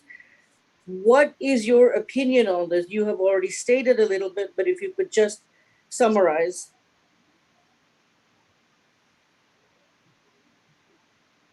Please He open your needs to mic. unmute. Yeah. Yeah, please. Yeah, now it's okay. It's part of the global geopolitics. We have to understand it. Because, as I said in my deliberation, that India has been taken as the regional hegemon by the Western world in their fight against containment of China and fight against the so-called Islamic terror. So because of that reason, America or any other Western country, they do not directly deal with Bangladesh. They deal Bangladesh through Delhi. There lies the problem. Because if you remember in 2014, the then American ambassador, Mozaina, Ambassador Mozaina tried to have a participative election in Bangladesh. He even went to Delhi to argue in favor of the election with the Indians. That's very interesting. Why American ambassador had to go to Delhi instead of going to Washington? So there lies the answer, actually. So India as a price for cooperation with America, probably they have got it that they will have hegemonic control on Bangladesh. Because if you look into the South Asia, only two countries have really surrendered to Indian hegemony. One is historical relationship in Bhutan because of the treaty with Bhutan, the hegemonic treaty with Bhutan of 1948. Since then, Bhutan, they don't have any independent foreign policy. The foreign policy has to be decided in consultation with Delhi. So there is this is a formal hegemonic relationship. And with Bangladesh, there's an informal hegemonic relationship because Delhi is controlling Bangladesh through Sheikh Hasina and through the Awami League regime. So that's why Western world, especially the United States, cannot, because of their greater interest in the Asia Pacific region of the Quad. You know, the Quad is America and Japan and India and Australia. So they don't want to disturb that the Quad, and that's why America, they keep quiet about Bangladesh, knowing fully well what is happening in Bangladesh. You remember that American ambassador was herself attacked in Dhaka by the thugs of Awami League. I forgot her name. Barnikat. Sorry? Barnikat. Ambassador Barnikat. Barnikat, right. Barnikat was attacked, but American government kept they maintained a complete silence. Because the Washington establishment, India has a very good control over the Washington establishment. And that is the reason, knowing fully well that Sheikh Hasina is an autocrat, it is business as usual. But Having said that, I agree with some of the speaker today that only way to fight with this government, this Orwellian state, the fight is to unite ourselves, and we have to do it internally. We have to start the fight from inside, and nobody from outside is going to solve our problem unless we start our own movement. That's the point. Okay, thank you. Another question. Sister Sabria, you have only 8 minutes to complete this session. Another question from Mr. Mahmoud Rahman. If for the US, China is a factor for its geopolitical alignments in South Asia, do you feel it is at Bangladesh's cost? Yeah, I mean, you see, what is the US policy? US policy is to contain China. And it is a declared policy of US. And it is bipartisan. I mean, if you look into Bangladesh, actually during the Bush administration, when the then Secretary of State, Condoleezza Rice, she visited Delhi, it was decided that India will look after Bangladesh. So that was the understanding from under Bush administration, that is a Republican government. And then President Obama came into power. And she was in power for 8 years. But Bangladesh situation didn't change, even during the Obama regime.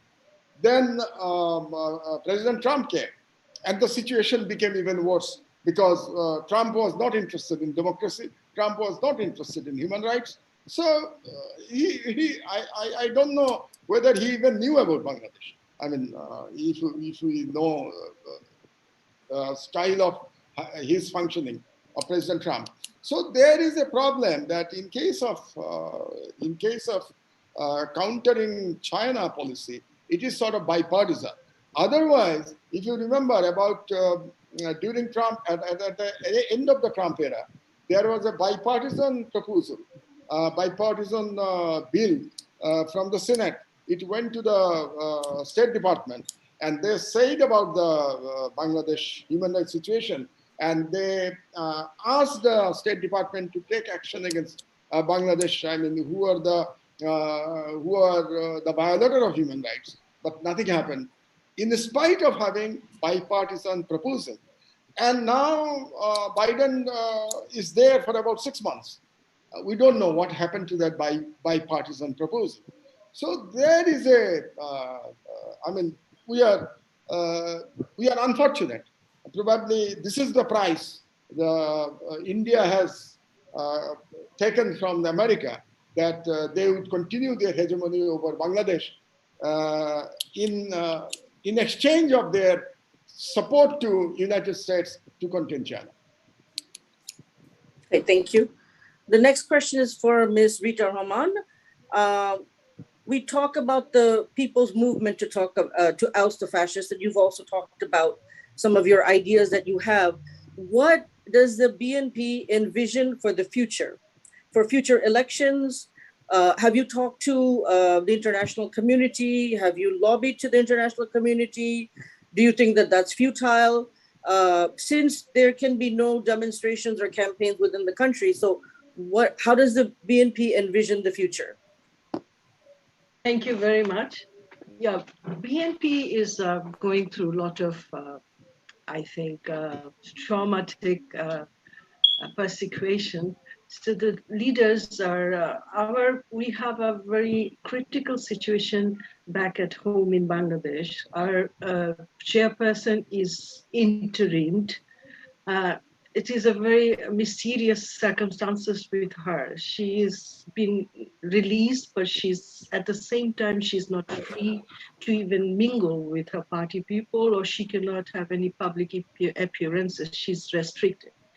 And the other leader that BNP is having, the acting chairperson, he's also working from a kind of exile or distance leadership. So you see, our situation is very tricky.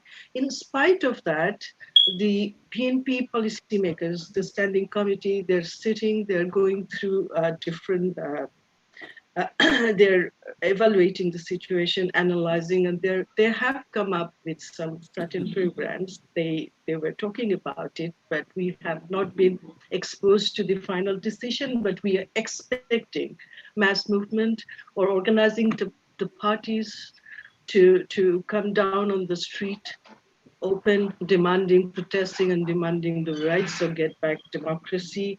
So this is on the move, and we have to be little sympathetic with the party's current circumstances.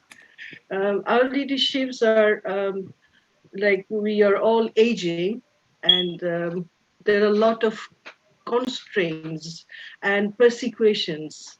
Like people are loaded, all the leaders, even the district level leaders are loaded with a lot of cases. So they have to sustain, and their sustenance is very difficult, very struggling. They're struggling every state. But still, they understand, and many BNP workers are getting very frustrated because of the elongated situation which is not changing. There is no rights. There is like no freedom. Even financial activities are constrained by the government for them. So I hope the party is trying to reorganize. They're trying to come up. They're trying to do some lobbying as well. What I understand that they have tried to recruit some lobby for externally. I mean, in the US, in the UK, and they are also instructing their party followers to mobilize people's mandate, to make people who are living abroad, particularly, about the circumstances which is going on inside Bangladesh. There is no freedom. How they're like, even the government is a puppet government. So it is a very difficult situation. I like to quote two lines from W.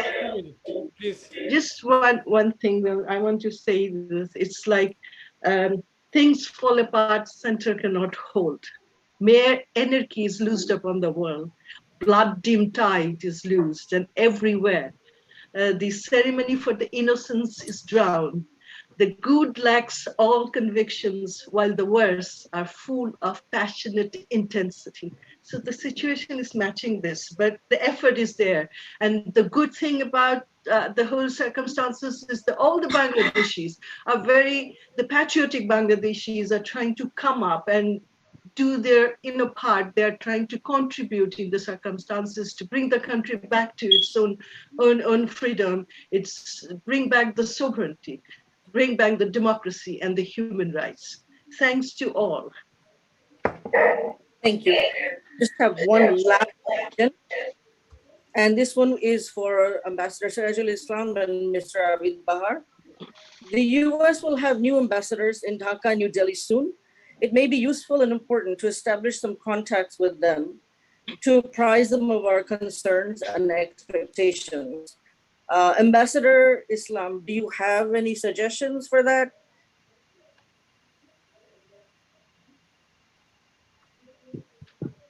Yeah, of course, I do have suggestion. This coalition, America is a free country. You can call up the State Department, fix an appointment with the new ambassador, and meet him and brief him. That is how America works. Lobbying is part of the American system. Anybody can go anywhere, knock any door, and if they are capable enough, if their ideas are good enough, they can do it, and it will always pay. Because this is a new ambassador. He will come up with, he will be given instructions by the American government, and he will have, before he makes up his mind in Bangladesh. The problem with American ambassadors, any ambassador for that matter from the West going to Bangladesh is, when they're in America, I've seen, because I was myself posted in America as a diplomat. So I know when they're in America, they're a diplomat, they're like, they are not a very privileged or special person in America. But the moment they land in Bangladesh, this is royalty for them. And they get not only a treatment like royalty, they start to feel that they're royalty. But mind you, there is, and I'm a bit disappointed by many of the analysis given by some of the speakers here. I think we are a little bit out of tune about what is happening. This example about we being shown the channel, the Americans, Washington telling us that we have no access to us directly, you have to come through India. That may have been true a year or 2 years ago, may have been true 5 years ago. But I don't know. I don't have any papers. But that equation is not working anymore. I can, if one wants to take a bet, I can take a bet. That is not working. And why it is not working? Most of you who are in America, you know why it's not working. You just watch what happened up to the last election. You watch which side the Indians, Americans of Indian origin, which party they supported. What is the depth of friendship between Mr. Modi and Mr. Trump. And Mr. Trump. And if anybody knows that, and in 6 months, it has been 6 months since the Biden administration has come to power. That I was very surprised when I landed in Dhaka in March. This thing about Quad. Yes, Mr. Trump wanted to energize Quad, but when he went to the G7 summit, this G7 minus Japan told Mr. Biden, yeah, you have a problem with China, we know, but your predecessor have broken the transatlantic alliance. So in the meantime, in the 4 years, we have all worked independent, bilateral tracks with China. So that Europe does not exist anymore. So when Mr. Biden went to the G7 summit in the second week of June, he was given a very blunt message. Very blunt message. You deal with China. The way to deal with China is not for conflict, is engagement. So the equation that America and India will come together either bilaterally or through Quad, to take China to task, that is not working. The reality is not that anymore. And what happened in Afghanistan, the American domestic policy is not going to allow Mr. Biden. He may say a lot of rhetorics. He may say he will take up the Chinese, fight the Chinese. But this China is not the China that Mr. Biden left as vice president. This China is not the China of 2016. This China is on the cusp of being one-to-one with America in economics, in economic, a part of the equation. And militarily, it is not very far behind behind America. In the meantime, thanks to Mr. Donald Trump, thanks to American domestic politics, Mr. Biden does not have a Western alliance that he had when Osama bin Laden, when Mr. Bush had to attack Osama bin Laden. In no time at all, he got together the NATO coalition, took all those European countries to war in Afghanistan. Mr. Biden, I tell you, I can take a bet. If another 9/11 happens today, Mr. Biden will not have any of the European countries in any war against any terror. And the other thing, while you are at it, you see, one thing that has happened, we are not seeing at it. Suddenly, the talk about so-called Islamic terrorism seems to have gone into the backyard. So these are the things that the distinguished gathering here today, you need to focus. I'm very sorry to say, India's ability to be a hegemonistic leader in South Asia, backed by the Americans, is not true anymore, because that America is not there. It is not, the Europeans will not back anything like that. And American domestic politics will not allow Mr. Biden to do that. And Mr. Biden doesn't like Mr. Modi. So please think about it. Thank you, Mr. President. The same question for you, Dr. Bahar. Okay, thank you very much again. So I actually, this should be addressed to Anis Ahmed and Sabria. Actually, you are working hard to change things in Bangladesh, and it reminds me something very strange. When I was doing my doctorate in the doctoral seminar, I was sitting, and one of the students said Muslims are barbarians. So I looked at him right away. He put his head down, and he didn't know that by now there is a Muslim person in the classroom.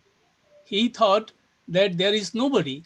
So by now we have Anis Ahmad, we have Sabriya lobbying the US government, at least, minimally.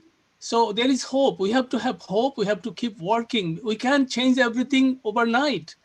So we have two very powerful people here present, and they are working. And Rita Rahman is also working for this. And Gia Shamud, I can see you guys are here in the USA.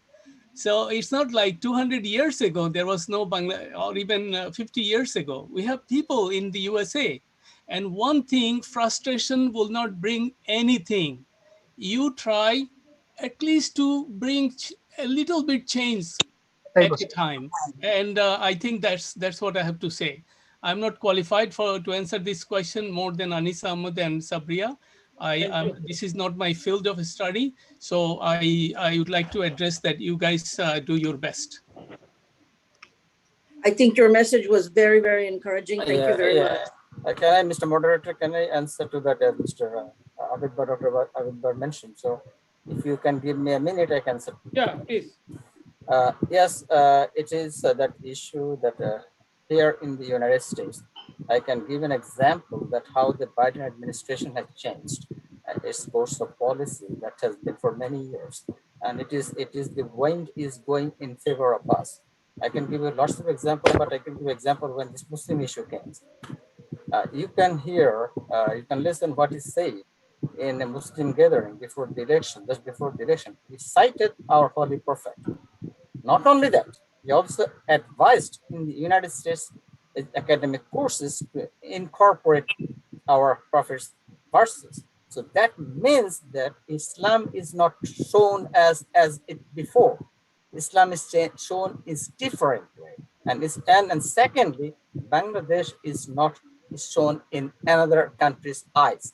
Biden administration has changed its policy.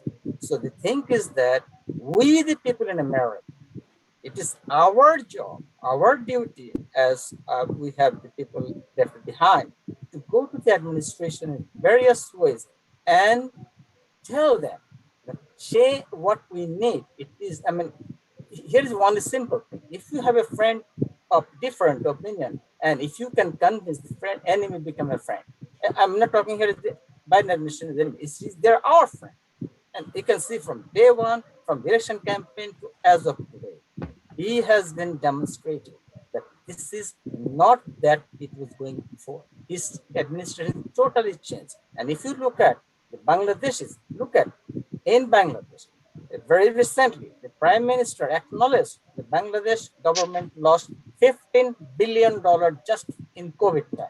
Imagine, $15 billion. Do you think that in Bangladesh, where the economy, where their budget is around $60 billion, 1/4 is lost, and how you can say that it is in that category? No, if 15 billion is a big chunk of money, especially in poor countries. So where, if you tell the people where the economy stands and where all the money goes right now infusing to the economy, we the people living in America, we the people in the other world and the foreign country and abroad, we infuse this money. Think is that so think is that it is us that we can change the mind, we can bring them to our side as long as they have their winds are in our favor. Thank you very much. Thank you very much, everybody, to join this seminar. This is Now, Nazda Alam. Can I have just 1 minute? Would you mind? No, our program is, I will offer you our next seminar to deliver your speech. We have no, not speech. I'm just focusing all this speech. And our time is finished. We have a slot. This is almost finished. We have 1 minute. We have to hear our president speech. Mr. Zoglul Ahmed, to end the program, please. Joglul Hussain, please. Joglul Hussain, please. Thank you. Thank you very much all for this lively discussion. We cannot solve everything by one seminar, But the important thing is we have focused the main questions from various angles. So we have all our speakers, the keynote speaker and the 4 panelists. They have presented the situation from various angles, and I think it's excellent. So I thank you, all the speakers. I thank you, all the people who have been watching. And Dr. Fatima Ashrafi, sorry we couldn't give you time today, but on the next session, we hope to give you more time. Technically, we have run out of time actually. So The recording thank you has all stopped. again, and I give it to Imran Hussain, please. So thank you very much, everybody. Bye-bye. Now I am going to finish end the session and the seminar. Bye-bye. Thank you very much. Thank